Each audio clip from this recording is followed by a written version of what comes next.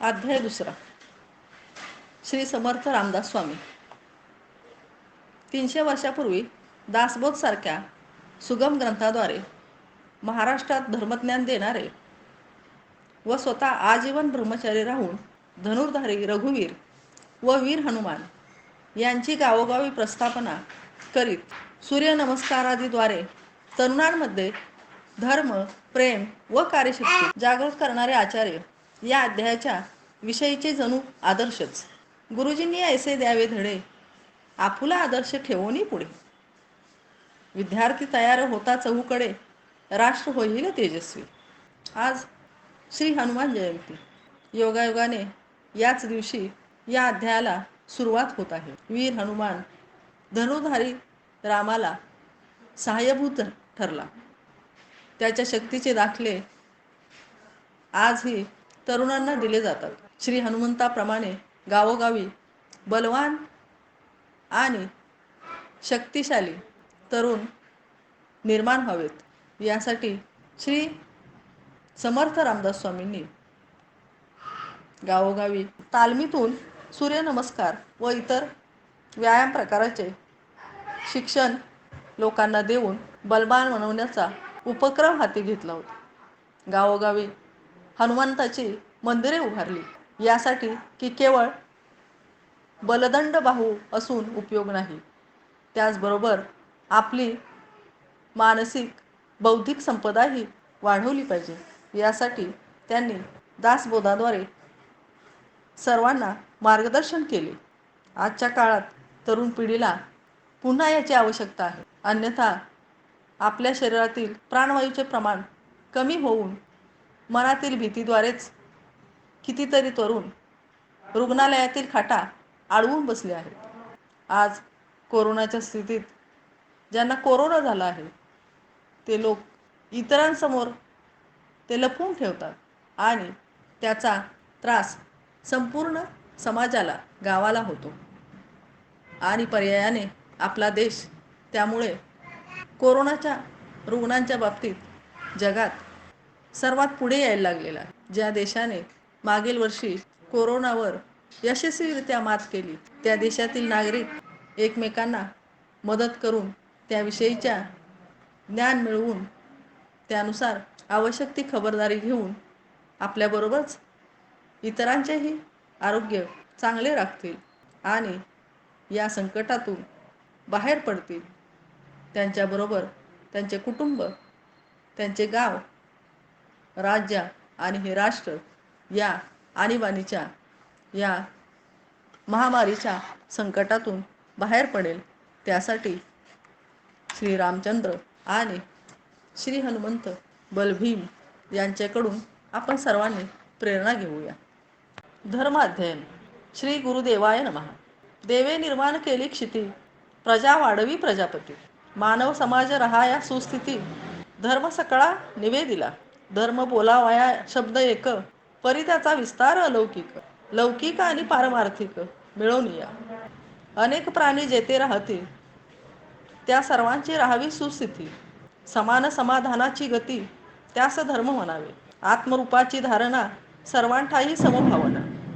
विश्वकुटुंब ऐशा आचरणा धर्म म्हणावे निश्चय. आपली साधावी उन्नती, सौख्य द्यावे इतरांप्रती. या उद्देशे जी जी संस्कृती धर्म म्हणावे तिज लागे. परस्परांशी वागणूक ज्यात न्याय नीती सम्यक. प्रत्येकाचे कर्तव्य चोख धर्म ऐसे त्या नाव. कोणाचा द्रोह न करून करावा ऐहिक उत्कर्ष पूर्ण. साधावे आत्मसमाधान हाची बाणा धर्माचा. सर्वास असावा संतोष, दुःख न व्हावे प्राणी मात्रास. याचा सक्रिय कराया अभ्यास, धर्मनीती बोलिली. भिन्न लोकांची भिन्न भिन्न कामे, मिळवणी पुरती जीवन कर्मे. असोत भिन्न गुण भिन्न नामे, परिसुख सर्वांचे सहकारी. नको सत्तेचा बडगा त्यासी, नको दंड भय सत्कर्मासी. आपापले कर्म सर्वांसी, धर्म शिकवी सर्वांगी. धार्मिक त्यासची म्हणावे, सत्ते वाचुनी वागे बरवे. सोय आपुल्याची स्वभावे, समरस होई सर्वांशी. नको वैद्य अथवा डॉक्टर, आपणची राहे आरोग्य तत्पर. नको वकील न्यायाधीश दंडधर, न्याय व्यवहार सहजची. नको धाक तरवारीचा, चुकीस्तव तळमळे आत्मासाचा. साक्ष देतो अंकुश देवाचा, अंतरा माझी. ऐसे ज्याचे हृदयी स्फुरण, तोची खरा धर्मवान. बाह्य अवडंबर धर्मचिन्ह, तेथे गौण धर्म नव्हे. शुद्ध सात्विकता प्रकट करावी, लौकिकी तीच जागवावी. आपुल्या चारित्र्याने सांभाळावी सुव्यवस्था जगाची. व्यक्तिधर्म, कुटुंबधर्म, समाजधर्म, गावधर्म, बळकट होई राष्ट्रधर्म प्रगतीपथाचा. व्यक्ती व्हावी कुटुंबपूरक, कुटुंब व्हावे समाज पोषक, तैसेची ग्राम व्हावे राष्ट्र सहाय्यक, राष्ट्र विश्वास शांतीदायी. याकरिता जी जी रचना, तीएसी धर्म म्हणती जाणा. देशद्रोह अधार्मिकपणा एकाच अर्थी. मुख्य धर्माचे लक्षण, त्याग अहिंसा सत्यपूर्ण, अपरिग्रह ब्रह्मचर्य जाण, तारतम्ययुक्त, निर्भयता शरीरश्रम, परस्परांशी अभेद प्रेम, पूरक व्हावया विद्या सत्कर्म सकलांसाठी. सर्व विश्वची व्हावे सुखी, ही धर्माची दृष्टी नेटकी. ती आणावी सर्व गावालोकी, तरीच लाभ. विश्वाचा घटक देश, गाव हाची देशाचा अंश. गावाचा मूळ पाया माणूस, त्यासी करावे धार्मिक. व्यक्तिधर्म सर्वा कळावा, कुटुंब धर्म आचरणी यावा. ग्रामधर्म अंगी बाणावा, राष्ट्रधर्माच्या धारणेने. व्यक्ती व्यक्ती व्हावी धार्मिक, धर्म नव्हे एकांगी लटक. भौतिक आणि पारमार्थिक विकास व्हावा सर्वांचा. प्रत्येकाशी शरीर मन वाणी इंद्रिये बुद्धी प्राण, या सर्वांचे विकास साधन तोची धर्म. ऐशा सद्धर्माचे ज्ञान आधी प्राप्त व्हावे सर्वांगीण, मगची त्यासारखे जीवन जगता येई या लोकी. यासाठीच आश्रम व्यवस्था, पूर्वजांची उत्तम प्रथा. आरंभ मिळे धर्माची संता, पुढे जीवन धर्ममय. मानव पशी योनीतून आला, नराचा नारायण होणे त्याला.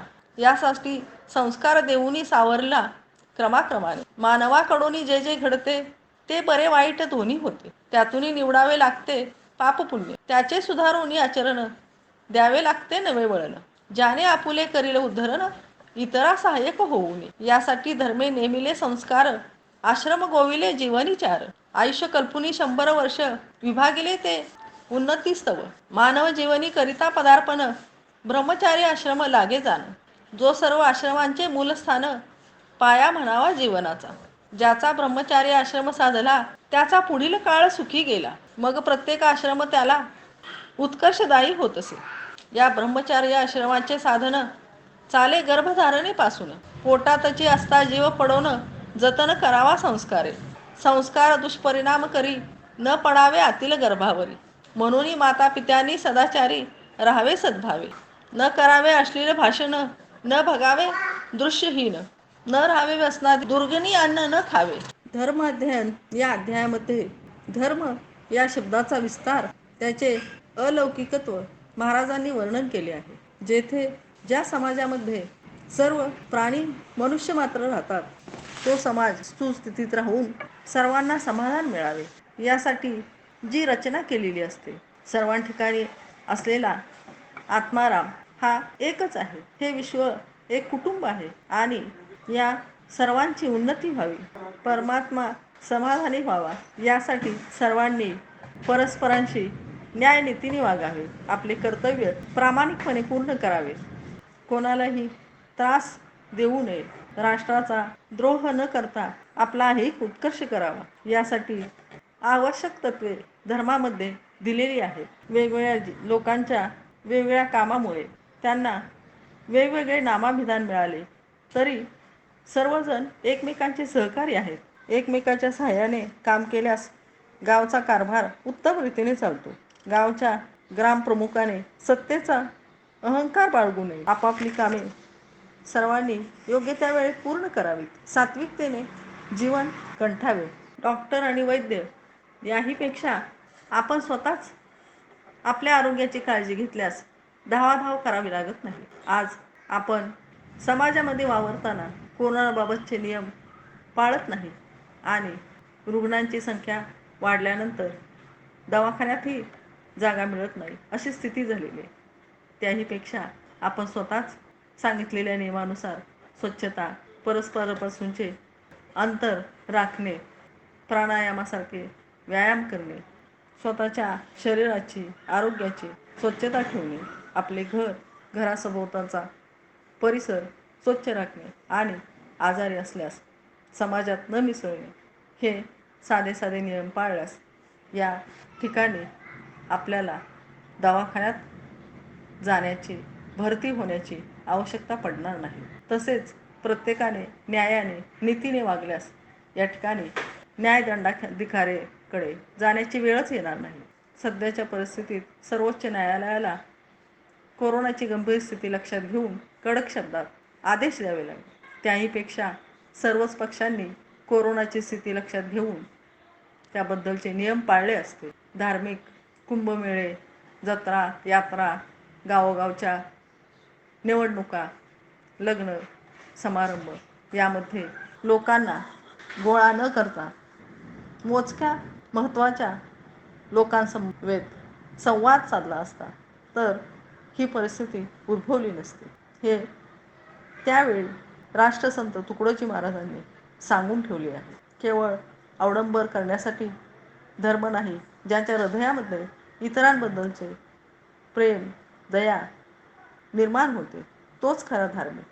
ज्याचे चारित्र्य शुद्ध आहे, सात्विक आहे, जो व्यक्ती, कुटुंब, समाज आणि गावातील सर्वांचा मान ठेवून सर्वांशी सन्मानाने वागतो तोच धार्मिक. अशा राष्ट्रातील राष्ट्रधर्म टिकून राहणार आहे आणि ते राष्ट्र प्रगतीपथावर जाणार आहे. धर्म, त्याग, अहिंसा, सत्य, अपरिग्रह आणि ब्रह्मचर्य या लक्षणांवर आधारलेले आहे, ज्यामुळे नागरिक आपापली कर्तव्य कर्म करून आपल्या उदरनिर्वाहासाठी योग्य ते परिश्रम करून निर्भयतेने परस्परांशी प्रेमाने वागतील, आवश्यक ते विद्याभ्यास करतील आणि सत्कर्म करतील. त्यामुळे कुटुंब, समाज, गाव आणि राष्ट्र तसेच हे विश्व सुखी होईल. यासाठी प्रत्येकाने आपल्या धर्माचे आचरण करणे आवश्यक आहे.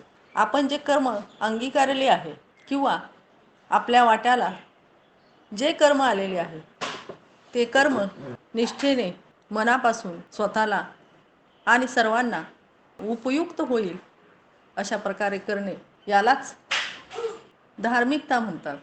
हा धर्म राखल्यास समाज सुखी होईल, पर्यायाने हे राष्ट्र सुखी होईल. कोरोनाच्या स्थितीमध्ये सध्या जे कोरोना योद्धे रुग्णालयात रुग्णसेवा करतात, रहदारीवर नियंत्रण ठेवतात, लोकांना अन्नदान करतात, भयाने व्याकुळ झालेल्या समाजाला मानसिक आधार देतात, लांब राहूनही त्यांच्या गरजेच्या वस्तू त्यांना वेळेवर पुरवतात, आम्ही तुमच्याबरोबर आहोत हा दिलासा देतात. हे सर्व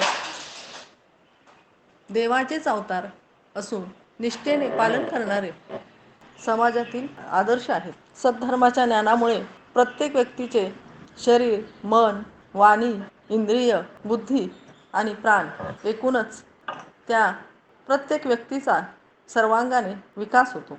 यासाठीच पूर्वाश्रमीच्या लोकांनी आश्रम व्यवस्थेची रचना केलेली आहे. मनुष्य हा पूर्वी पशुच होता. हळूहळू त्याची उत्क्रांती होत माकडापासून 2 पायावर उभा राहणारा, हाताचा उपयोग आपली कामे करण्यासाठी करणारा मनुष्य तयार झाला. म्हणजेच पशुतून निर्माण झालेला हा नर याचा नारायण होण्यासाठी त्याला संस्काराची आवश्यकता आहे हे ओळखून आश्रमव्यवस्था तयार झालेली आहे. यामध्ये धर्माचे वेगवेगळे संस्कार व्यक्तीवर केले जातात. आपल्या प्रत्येकाच्या जीवनाचे, आयुष्याचे 4 भाग करून त्याच्या उन्नतीसाठी ब्रह्मचर्य आश्रमापासून याची सुरुवात केली आहे. सर्व आश्रमाचं मूळ स्थान ब्रह्मचारी आश्रम आहे.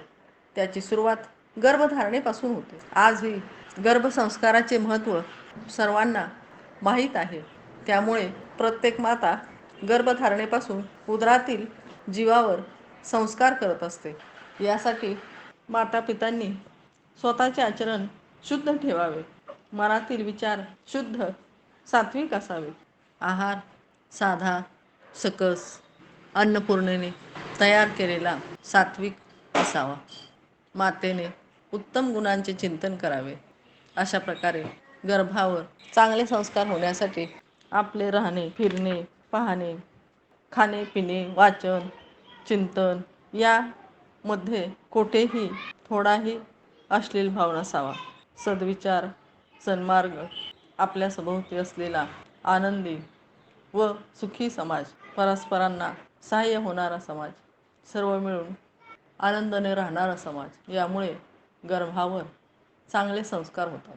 पुढे महाराजांनी मूल जन्माला आल्यापासून त्याच्या तारुण्यापर्यंतच्या वेगवेगळ्या संस्कारांचे व त्यासाठी आवश्यक असणाऱ्या कृतींचे वर्णन केले आहे. आहार विहार सात्विक पूर्ण, उत्तम गुणचिंतन वाचन, न ऐकावे शृंगार गायन, गर्भवतीस घेऊन येतोनी पाहिजे जतन केले, पुढे मूल जन्मासी आले, तेव्हापासूनही संस्कार घडले पाहिजेत सत्कर्माचे. घरी पुत्ररत्न जन्मले, काही दिवस त्याचे कौतुक केले, परिजन पुढे पाहू लागले कर्तव्य तयाचे. मुलगा काय खेळणे खेळतो, काय बघतो कोठे जातो, कैसा बोलतो चालतो गातो पाहती जन. मुलास जैसे कळो लागले, तैसे त्यास सांभाळणे अवश्य झाले. त्याचे समोर न पाहिजे बोलले, दुर्विषय कोणी.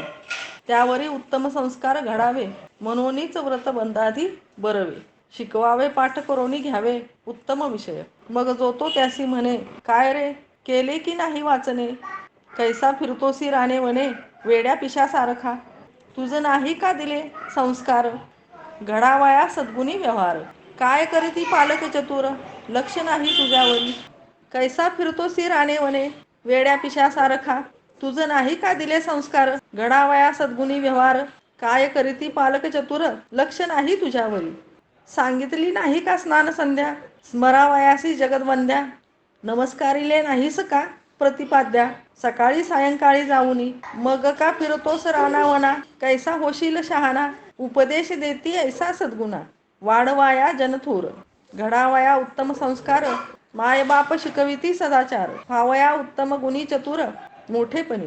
8 वर्षाचे आतची त्याला, पाहिजे उपनयन संस्कार केला. तोही नको रूढीचा बांधला, नाटक नुसते बटूचे. उपनयन म्हणजे विद्येचे व्रत, ब्रह्मचर्याश्रमाची सुरुवात. गुरुजवळी करणे समर्पित, जीवन त्याचे घडवावया.